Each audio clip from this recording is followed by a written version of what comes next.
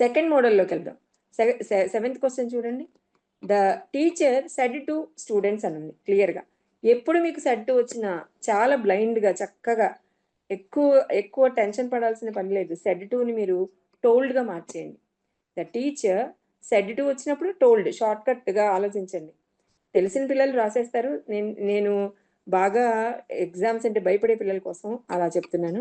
The teacher told students అని రాస్తాం.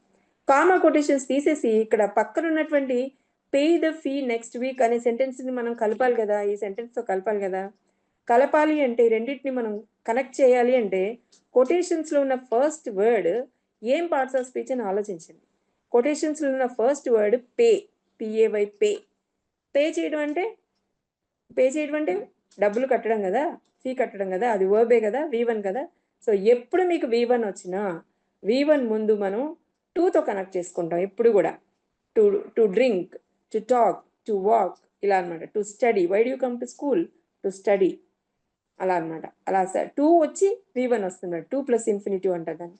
So ఇక్కడ మనం టు పే అంటాం అనమాట. The teacher told students to pay the fee next week. ఇక్కడ యాక్చువల్గా నెక్స్ట్ వీక్ అనే ఉంది కాబట్టి నెక్స్ట్ మనం మార్చక్కర్లా. దిస్ వీక్ అని ఉంటే మీరు దట్ వీక్ అని మార్చేవాళ్ళు.